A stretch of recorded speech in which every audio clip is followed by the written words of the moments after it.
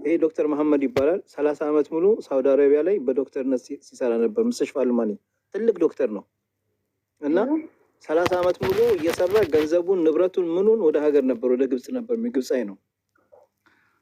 ከ16 ዓመት በፊት ያው ባለቤቱም እሷም ዶክተር ነበረች። እሷም ስትሞት እንግዲህ በከለ ይሄ ለዚህ ለወንድ ልጁ ያለውን ንብረቱን ምናምኑ ጠቅላላ ማለት በወንድ ልጁ ስም ያደርገዋል። ሙሉ ውክልና ይሰጠዋል። አዙሩለት እሱ ሁሉ ነገር ነው።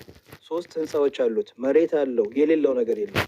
ሁሉ ነገር በሱ ስም ነበር የሚያንቀሳቅስ ሙሉ ውክልና አለው እና አሁን ከዛ እናታቸው ስትሞት እሱ ሌላ አግብተዋል ዶክተሩ። ከዛ ከ16 ዓመት በኋላ 16 ዓመት ሙሉ ልጁን ድሮት ቤት ገዝቶለት መኪና ገዝቶለት ለሱም ለእህቶቹም ሁሉ ነገር ወጪ 50 ሚሊዮን የግብፅ ብር 4 ሚሊዮን የሳውዲ ሪያል ከንብረቱ ሌላ ሰጥቶታል ለልጁ። ከዛ አሁን እድሜ 69 ሆነዋል። ጡረታ ልወጣ ነው። ካሁን በኋላ እዚህ መስራት አልችልም፣ አያሰድሱልኝም፣ እንትኔ ልመጣ ነው ልጄ ሲለው እንዳትመጣ እኔ ጋር ሙሉ ለሙሉ ክለሳ የሰጠኸኝ ንብረቱ ሁሉ የኔ ነው፣ አንድም ብር የለህም፣ ከመጣ እንደውም እከስሃለሁ አለው። ከዛ አባቴን ሲሰማ ይደነግጥና ልብ በሽታ ይዞት ይወድቅና እንደዚህ ፊቱን ምኑን እንደዚህ ሸለል ይዟል ማለት ነው።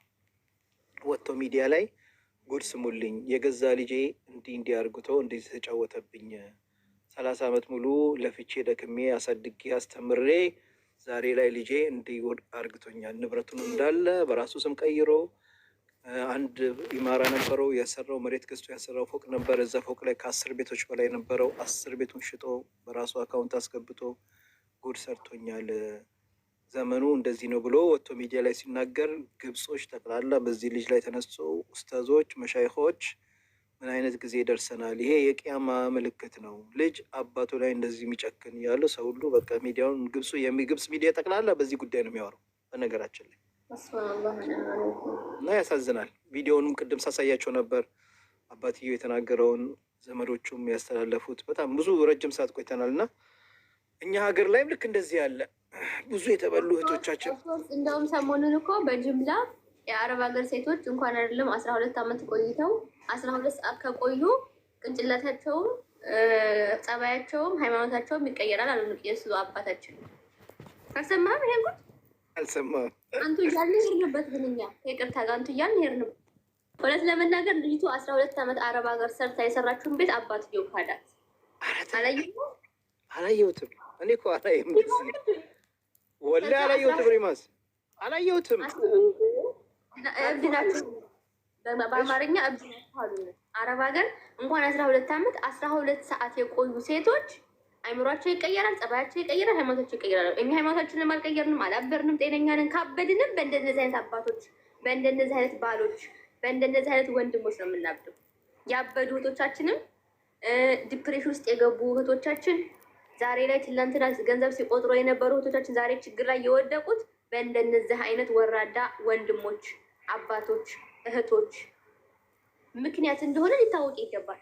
ያገባል ገና በ3 ቀኑ ነው ፓስፖርት የሚያወጣላት አረብ ሀገር ለመላክ። ከዛ በኋላ እሷ እዚህ ሰርታ ትልካለች፣ እሱ ግን እዛ ሽሽግዳም ይላል። ያገባል ያለ ነገር ነው። አንድ አባት ልጁን ሲልክ ማለት ነው የሚቅመው በሷ ብር ነው፣ ቃሚውም ማለት ነው ጠጩ የሚጠጣው በሷ ብር ነው። በፊት ክኩ በሰል ብሎ ተቀቅሎ አተር ክኩ ቀቀል ብሎ ላው ላይ ጨው አድርገን ስንበላ ያደግን ልጆች ዛሬ ላይ በየቀኑ ዶሮ እና በግ የሚበላ በማን ብር ነው? ሀቁን ነው። ውሃ እንጥዳለን። ምንም እኮ ማሽቀርቀር አያስፈልግም። ሁላችንም ያለ ውሃ እንጥዳለን። ውሃው ሲፈላ ከላይ ሽሮ ብትናርገን ያለ ዘይት ስንበላ የነበርን ሰዎች ዛሬ ግን በየቤቱ ሽንኩርት ተቁላልቶ ዘይት ተጨምሮ ከላዩ ላይ ቅቤ ጣል ተደርጎበት የሚበላ በአረብ ሀገር ሴት ገንዘብ አይደለም እንዴ? ሀቅ እንኳ አወራን አይቀር ማለት ነው።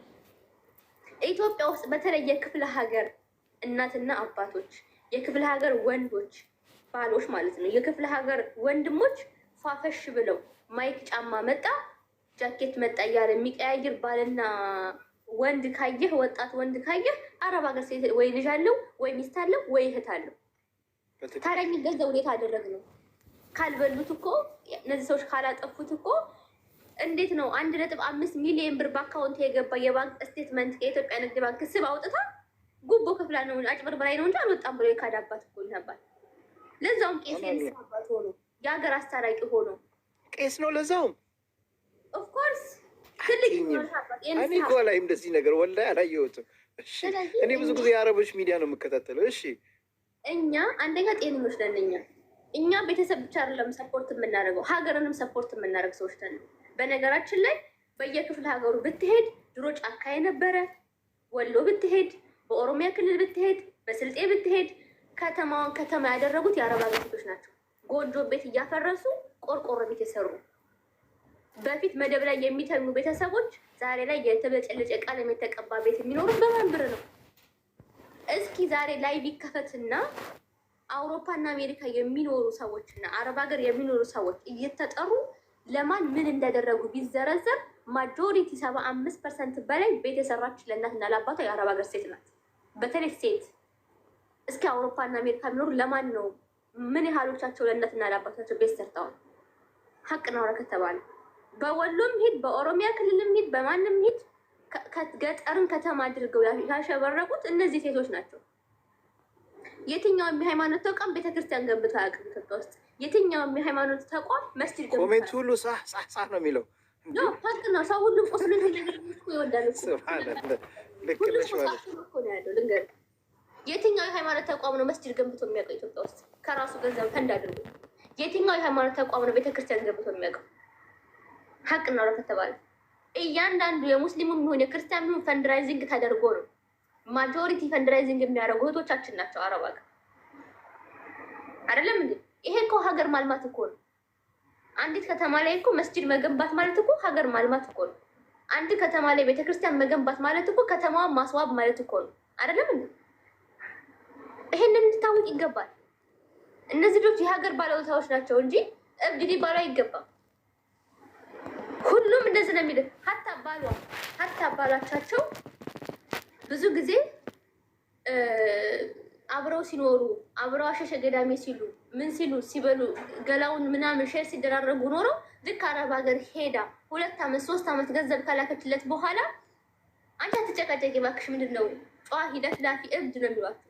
የኔ ፍቅር የኔ ማር የሚል ቴክስት ማንም የሚጽፍላቸው የለም። እናውቃለን። የጓደኞቻችንን እኮ ታሪክ ሚዲያ ላይ ወጥቶ የሚጎራ ስንት ጉድ አለ።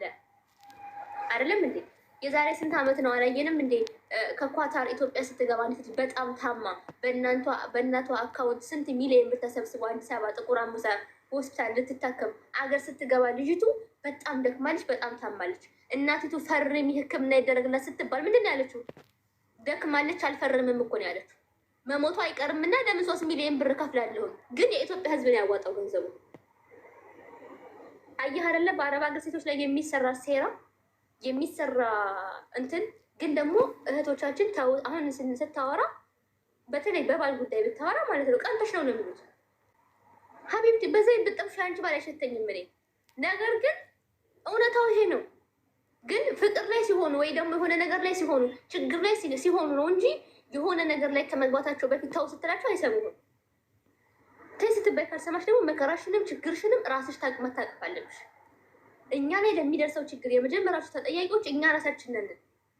ገብቶሃል? የማይሆን ህይወት ውስጥ እንደማይሆን እያወቁ ነው የሚገቡበት። እንደማይሆን እየታወቀ አንድ ሴት አግብታ እሱ ጋር 15 ቀን አድራ ለመምጣት ለምን ታገባዋለች? ምንድነው ፐርፐዙ? ይሄን ሰው ማግባቷ ፍቅር ነው እንበል። እሺ ፍቅር አብረን ካልኖር ምን ያደርጋል? ስሜት ነው እንበል። ስሜት አብረህ ካልኖር ከሆንክ ምን ያደርጋል? ኦኬ ስሜትን ባህላል ማድረግ ጥሩ ነው፣ ትክክለኛ ውሳኔ ነው። ግን አብረውሽ ካልኖር ያ ነገር እንዴት ነው የሚፈጸመው ነው? ለፍቅር ነው ስሜት ነው ምናምን ተባብለው ነው የሚሸፋፈነው። ግን አብረው ካልኖሩ ጥቅሙ ምንድን ነው? ገብቶሃል አይደለ? 15 ቀን አድረው ነው ልክ እንደ ጫጉላ ሽርሽር ልክ የሆነ ትኬት እኮ ሊቆርጡ የሚመስሉት እኮ ፓስፖርት ሩጫ ሲሄዱ ለማውጣት ሲሄዱ ማለት ነው።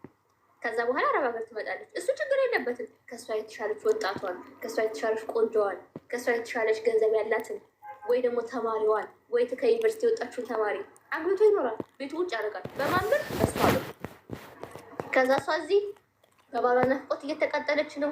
መቼ ነው ልጅም ወልደው ትላለች። ይሄ ገንዘብ ሂዶ እዛ ቤቱን ይሰራል አይሰራም ወይ ትላለች። ስንት ሀሳብ ስንት ጭንቀት ታስተናግዳለች። ፊቷ ማዲያት ይወጣባታል። ፀጉሯ እንዳለ ረግፎ አልቋል። ትሪትመንት አትጠቀምም። ምክንያቱም ብሩን ደሞዟን ያውቃላ። የመጣችበትን ደሞዝ ያውቃል። ስንት ነው ደሞዝ? ምንዛሬውን ያውቃሉ። ኢትዮጵያ ያሉ ባሎች በነገራችን ላይ በየቀኑ የኢትዮጵያ ምንዛሬ ያውቃሉ። ነገር ትላንትና 40 ከሆነ 41 ዛሬ እንደገባ ያውቃሉ። ድንገት ያችን ሁሉ ነው የሚያስቡት። የቤት ኪራይ ትከፍላለች። ቅባት ያስፈልጋታል። ካርድ ያስፈልጋታል። የሆነ ነገር ያስፈልጋታል። ወላሂ አይሉ እላ ደሞዝ 1000 ከሆነች የዛችን ምንዛሬ ነው የሚያስቡት። ገብተዋል። ከዛ ከ4 እና ከ5 ዓመት በኋላ ሲሄዱ ወላሂ ትደብረዋለች። ኦፍኮርስ ደግሞ ትደብሪያለሽ። ይሄን እውነታው ነው። ምክንያቱም ራስሽን አልተንከባከብሽማ። ደሞዝሽ 1000 ብር ነው። 100 ሪያል እንኳን ሳታስቀሪ ነው የምትልክለት። ከዛ በኋላ እሷ ኒካ ካሰረች በኋላ ቤት ቦታ ምናምን ሲገዛ ከዚህ ባል ከተባለው ሰው ጋር ሲገዙ ቤተሰብ የማያማክሩ ልጆች አሉ። ቤተሰብ ሳያውቅ ማለት ነው። አስበው፣ ቤተሰብ ሳያውቅ እሷ እዚህ ቁጭ ብላ እየላከች ቤት ቦታ፣ ከዛ ልክ ሲቀማት እየዬ እንዴ! መጀመሪያ ስታወጡት የማስቡበት እንጂ ብሩን እንዴት ነው የምታገኙት? የምር እኔ አንዳንዴ ግራ ይገባኛል። የምር ብራቸው እንዴት እንደሚያወጡት እንዴት እንደሚጨክኑ አላውቅም። ማለት ይቅርታ አድርጉልኝ። አስቡበት፣ ድካማችሁን አስቡት። ብሩን ስታወጡት እራሱ ሰጥታችሁ እሪ እንደገና በቃ ራስ ምንድን ነው የሀገራችን ሰው እንደገባሽ ውጭ ይላል። ስለዚህ ራሳችሁ ናችሁ ራሳችሁ እዛው መጨረስ ነው። ምክንያቱም ቤተሰብ እናት አባት ሳታማክሩ እንኳን ቤት የምትገዙ ልጆች አላችሁ፣ ባል ብላችሁ ማለት ነው። ባል እኮ ይሄዳል፣ ሌላ ሴት አግብቶ ትቶሽ ሊሄድ ይችላል። የእናትሽ ልጅ አባት ልጁን እየካደ ባለበት ታይም አንቺ ባሌ ነው ወደዋለሁ አፈቅረዋለሁ ብለሽ ብር እየላክሽ ከዛ በኋላ ሲቀማሽ እየየ አይሰራም። መጀመሪያ ገንዘባችሁን ጠበቅ አድርጋችሁ ያዙ። ኢትዮጵያ ላይ የሚኖሩ ተማሪ የመንግስት ሰራተኛ ምናምን የሆነ ሀገሩ ላይ የኖረ የአረብ ሀገር ሴት የሚፈልገው አብዛኛው ቁንጅናሽን መርጦ እንዳይመስልሽ። እዛ ስደት ያልነካቸው የሰው ቤት ያልነካቸው ቆነጃጅቶች ኢትዮጵያ ላይ ሞተዋል። እኔ እውነቱን ነው የምነግራችሁ፣ ስለምመላለስም ስለማይ ማለት ነው። እውነቱን ስነግራችሁ ገንዘብሽን ነው አብዛኛው የሚፈልገው። ገንዘብ ስላለች ነው ኢትዮጵያ ላይ ተቀምጦ አንቺን እዚህ ለማግባት የሚጀናጀንሽ። ይህንንም ነቃ ብለሽ አዳምጪ። በአንቺ ብር እዛ ሌላ ሴት ያጫል። ስለዚህ ንቁ። አሁን ሶሻል ሚዲያ ተስፋፍቷል፣ ብዙ ነገር አለ እንዴ። ሁልጊዜ ብር ተበላን። የምር በጣም ነው የሚያናድደው። በአሁኑ ሰዓት ሰው ይበላል።